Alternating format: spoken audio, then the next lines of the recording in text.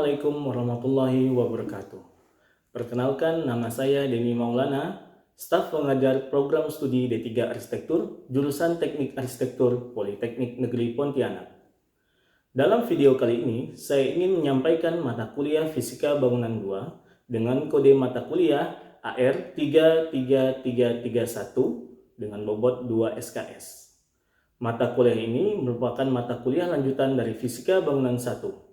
Pada mata kuliah ini, mahasiswa belajar bahwa penggunaan energi fosil sangat berpengaruh terhadap perubahan iklim dan dampaknya terhadap lingkungan. Dasar-dasar dalam pencahayaan dan penghawaan buatan dan akustik ruang, serta perencanaannya sesuai standar dan perkembangan teknologi tanpa mengabaikan estetika. Adapun capaian pembelajaran lulusan atau CPL yang dibebankan pada mata kuliah yang diadopsi dalam implementasi kurikulum pendidikan tinggi vokasi yaitu 1. CPL 1 dari ranah sikap atau S6 berupa bekerja sama dan memiliki kepekaan sosial serta kepedulian terhadap masyarakat dan lingkungan. 2. CPL 2 dari ranah pengetahuan atau P1 yaitu menguasai konsep teoritis bidang fisika bangunan. 3. CPL 3 dari ranah keterampilan umum atau KU1 yaitu mampu menyelesaikan pekerjaan berlingkup luas dan menganalisis data dengan beragam metode yang sesuai. 4. CPL 4 dari ranah keterampilan khusus atau KK4 yaitu mampu menggambar secara teknis konstruksi arsitektural tingkat dasar untuk mendukung presentasi rancangan menggunakan teknik digital. Tujuan belajar pada mata kuliah ini yaitu tujuan belajar 1 atau TB1 berupa bekerja sama dan memiliki kepekaan sosial serta kepedulian terhadap masyarakat dan lingkungan terkait perubahan iklim dan energi. Tujuan belajar 2 atau TB2 yaitu menguasai konsep teoritis bidang fisika bangunan terkait aspek penghawaan dan pencahayaan buatan serta akustik ruang. Tujuan belajar 3 atau TB3 yaitu mampu menyelesaikan pekerjaan dalam lingkup pencahayaan dan penghawaan buatan, akustik ruang, dan menganalisis data dengan beragam metode yang sesuai dengan pembangunan berkelanjutan. Tujuan belajar 4 atau TB4 yaitu mampu menggambar secara teknis konstruksi arsitektural tingkat dasar terkait gambar rencana pencahayaan dan penghawaan buatan dan akustik ruang untuk mendukung proses presentasi rancangan menggunakan teknik digital secara 2 dimensi dan 3 dimensi. Materi pembelajaran yang diberikan dalam mata kuliah ini berupa materi perubahan iklim dan energi terbarukan, materi pembangunan yang berkelanjutan dan bangunan hijau, materi pengetahuan dasar penghawaan buatan dan pembagian tipenya, materi aspek perancangan penghawaan buatan, materi aspek matematis penghawaan buatan, materi pengetahuan dasar pencahayaan buatan dan pembagian tipenya, materi aspek perancangan pencahayaan buatan, materi aspek matematis pencahayaan buatan, materi pengetahuan dasar akustika ruang dalam, dan materi aspek perancangan akustika ruangan. Modalitas pembelajaran yang digunakan yaitu mahasiswa menerima dan memberi materi pembelajaran melalui interaksi pembelajaran luar jaringan atau luring. Bentuk pembelajaran yang digunakan dalam mata kuliah ini berupa kuliah dan praktikum.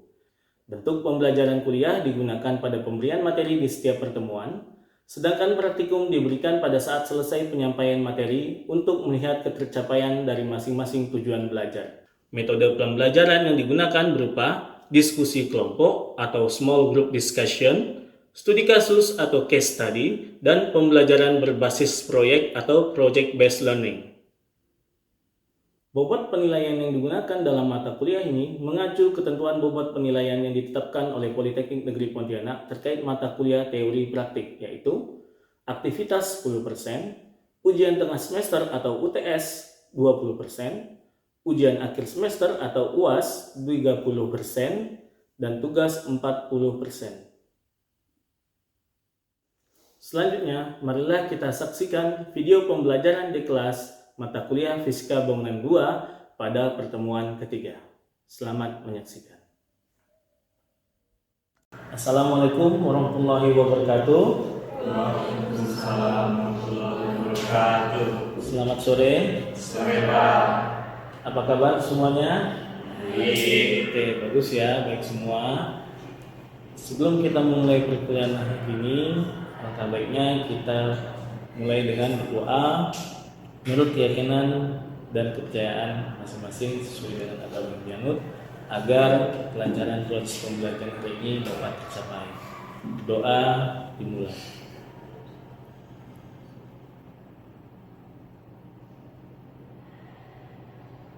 Doa selesai. Sebelumnya saya absen terlebih dahulu kehadiran mahasiswa hari ini. Tina Sapitri, Esti, Henrik, Anselmus. Hadir Pak. Oke, bagus, hadir semua. Pertemuan hari ini merupakan pertemuan ketiga dari mata kuliah Fisika Bangunan 2 dengan kode mata kuliah AR 33331. Pada pertemuan sebelumnya kita telah membahas tentang apa itu arsitektur hijau, yang merupakan upaya untuk melangsungkan pembangunan yang berkelanjutan, sehingga memberikan kesempatan pada generasi mendatang untuk kesempatan membangun.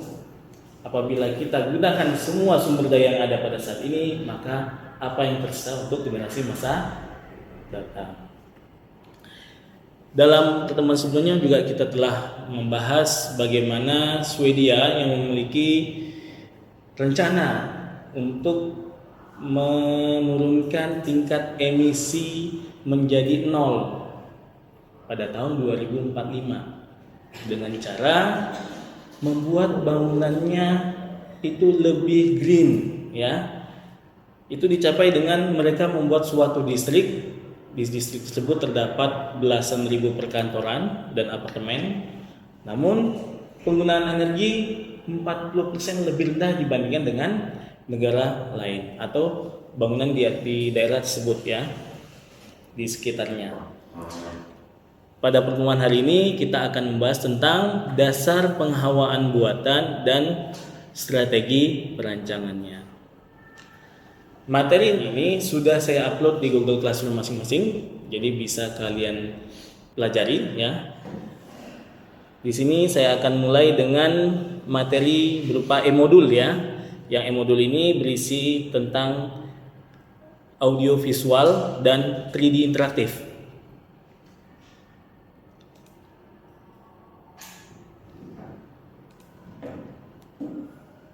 Nah, seperti ini bentuk modul interaktifnya, di mana di dalam modul ini ada tombol yang bisa kalian klik dan akan menuju ke URL yang dimaksud. Seperti klik RPS, nanti akan terbuka file RPS-nya, klik tombol YouTube atau klik bagian sisi sebelah sini juga akan terbuka video YouTube-nya.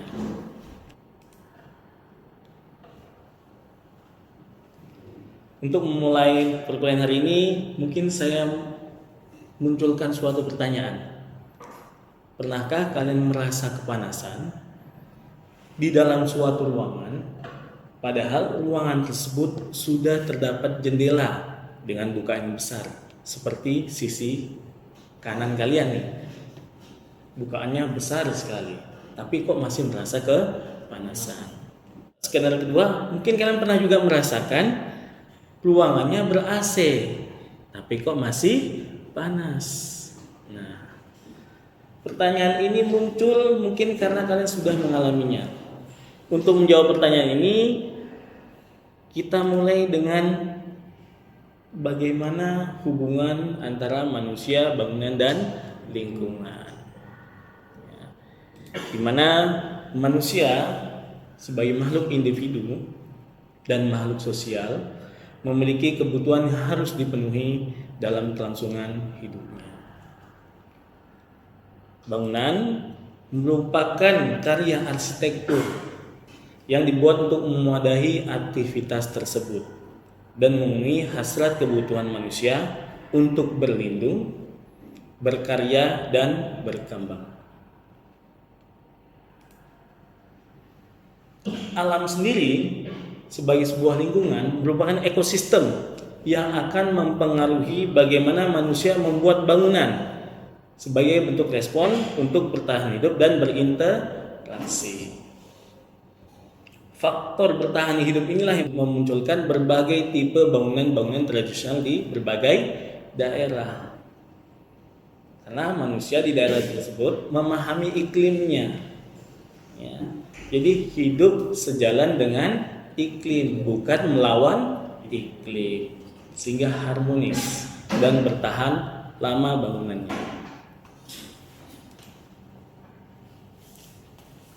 Aspek panas atau thermal merupakan bagian dari sistem keseluruhan yang terdiri dari ruang, cahaya, panas atau thermal itu sendiri, suara, dan sumber daya. Aspek panas ini tidak bisa kita elakkan karena yang menjadi sumber panas itu adalah matahari. Sehingga segala aspek perancangan pasti tidak terlepas dari aspek matahari karena sebagai sumber panas.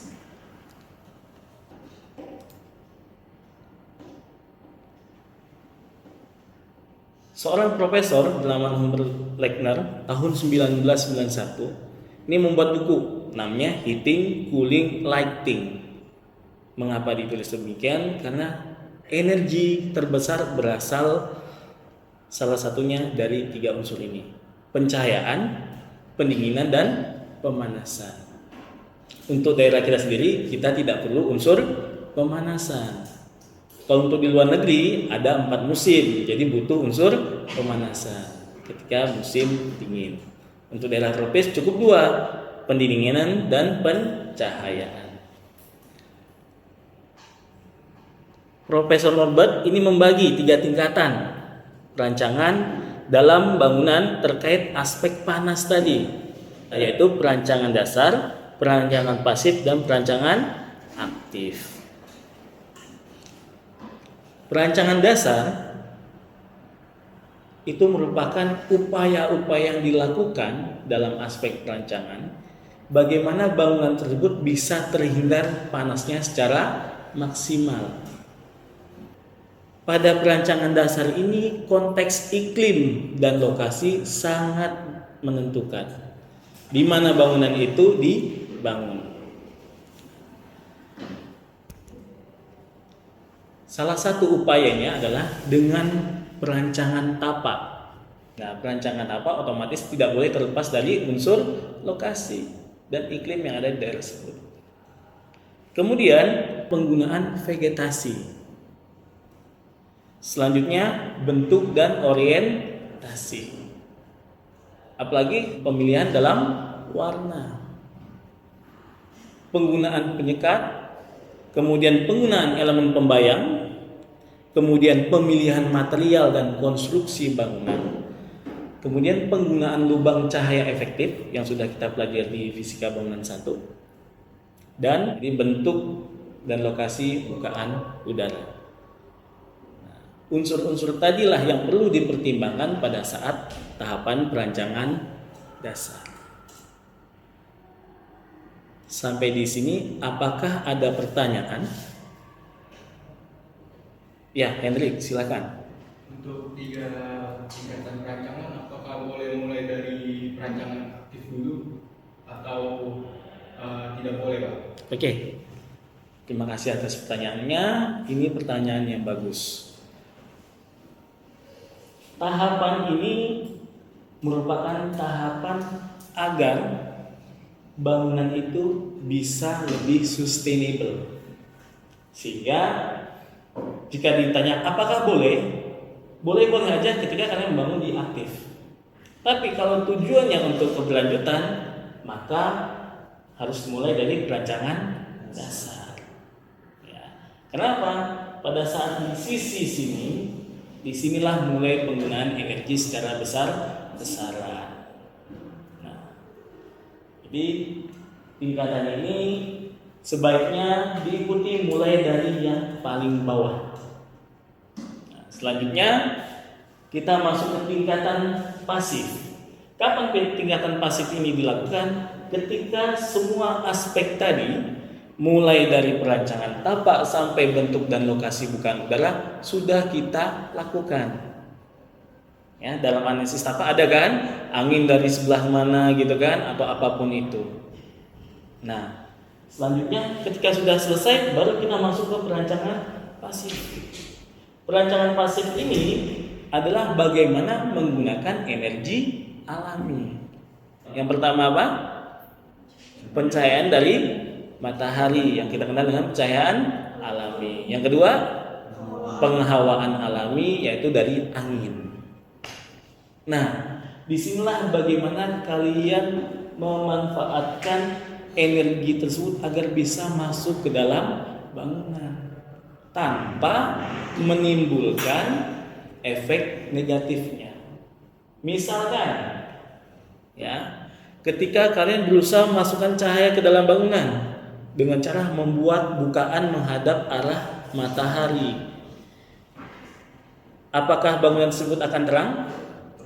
Terang. Tapi ada efek apa selain itu? Panas. Ya. Jadi ketika kita berusaha memanfaatkan energi alami berupa pencahayaan, balik lagi ke rancangan dasar tadi, adanya lubang cahaya efektif. Nah, setelah tingkatan kedua dilakukan, namun ruangan masih terasa panas, barulah kita lanjut ke tingkatan ketiga, yaitu perancangan aktif. Kenapa perancangan aktif ini dibutuhkan? Karena di dalam sebuah ruangan kita juga ada aktivitas.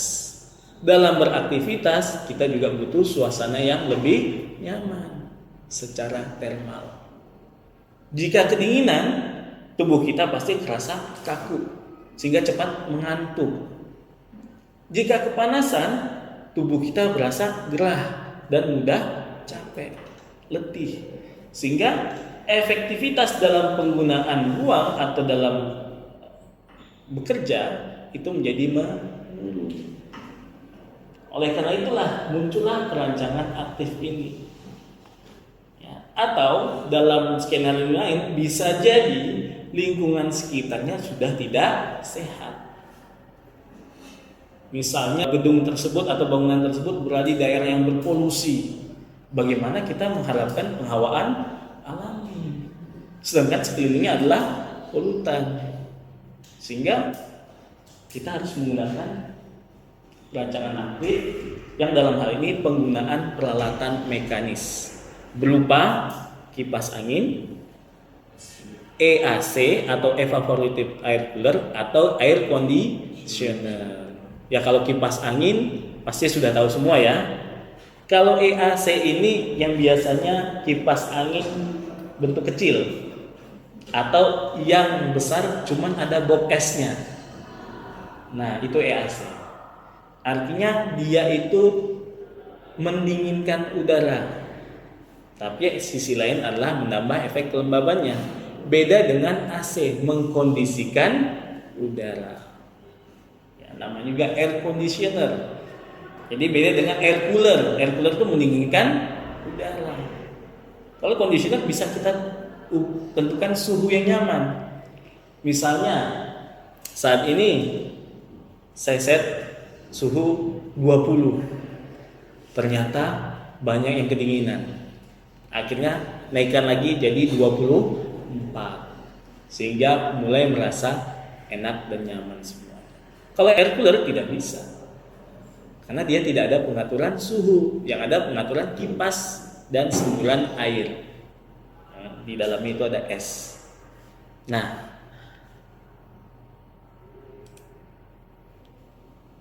bagaimana sekarang konteksnya ketika tiga aspek perancangan tadi kita hadapkan dengan kasus pandemi kemarin, ya, COVID-19, di mana kita sudah ketahui bahwa ada arahan dari Kemenkes untuk berjemur, ya kan?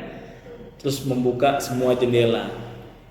Otomatis strategi yang berkaitan adalah strategi yang pasif, di mana strategi pasif ini ditujukan untuk menjaga kesegaran udara di dalam ruang, supaya udara di dalam itu berganti dengan udara yang lebih segar dari luar. Ingat, kondisinya di luar itu lebih segar ya, bukan kondisi ruang luar itu lebih polutan. Kalau begitu tidak bisa kita gunakan strategi pasif.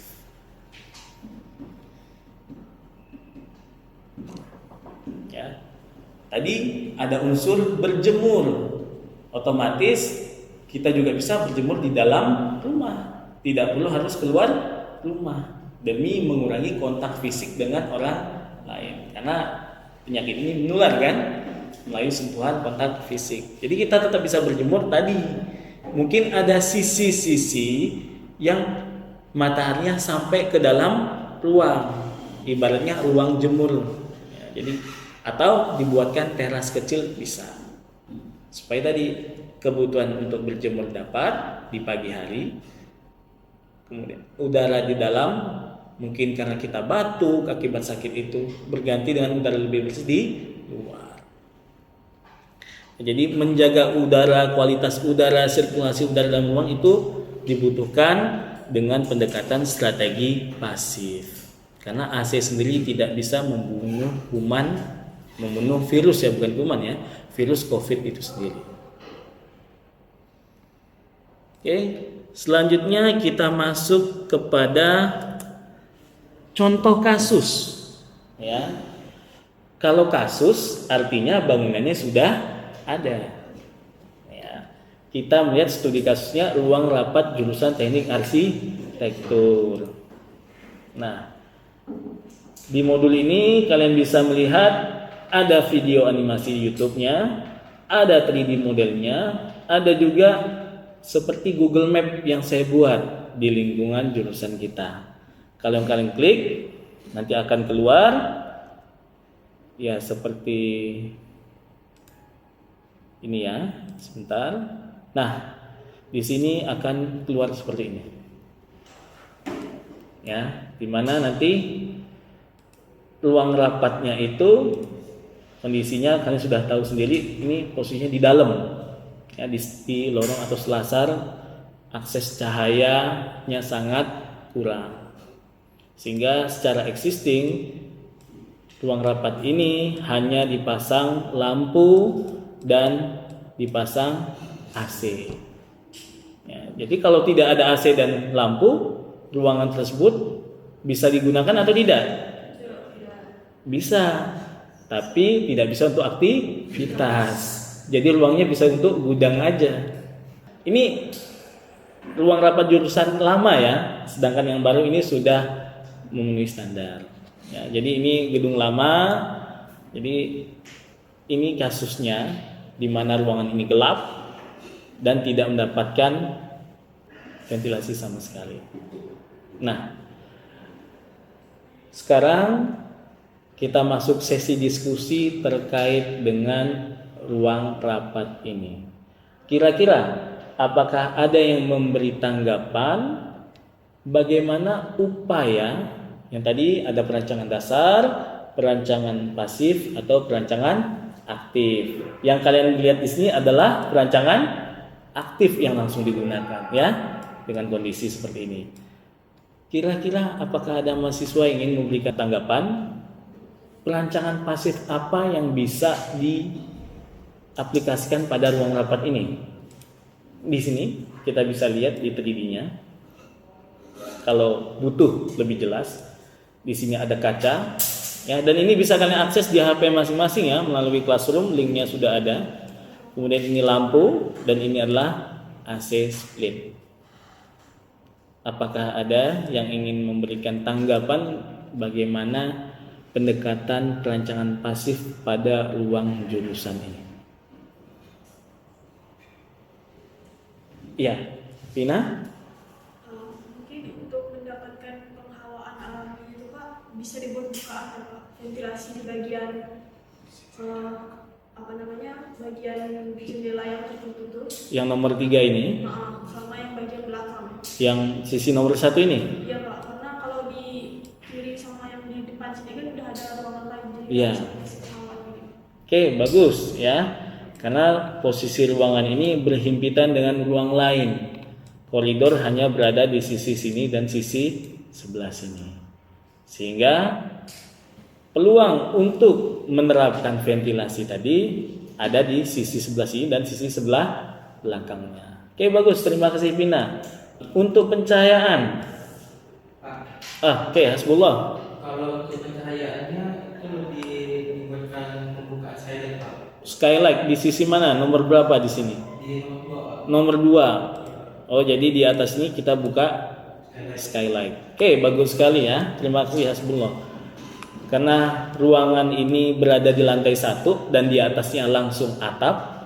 Salah satu upaya untuk memasukkan cahaya adalah dengan membuat void, kemudian pemberian skylight. Ya, terima kasih. Jadi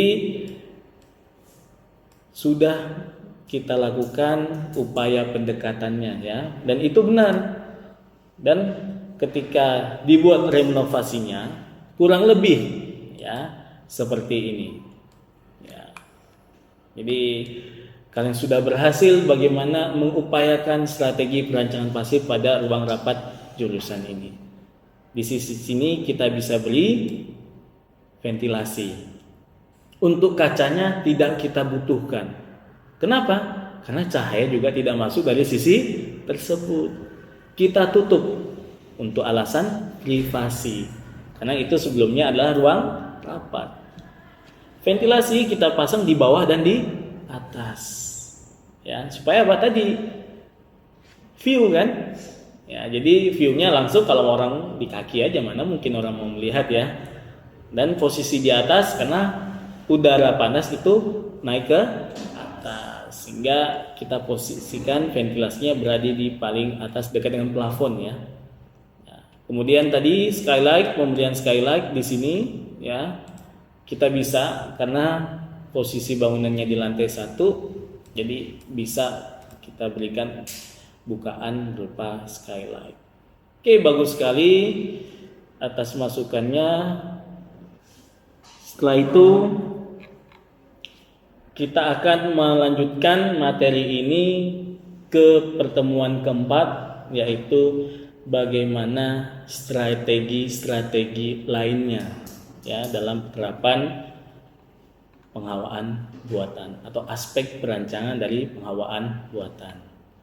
Ya, terima kasih atas perhatian dan atensinya dan semangatnya dalam perkuliahan.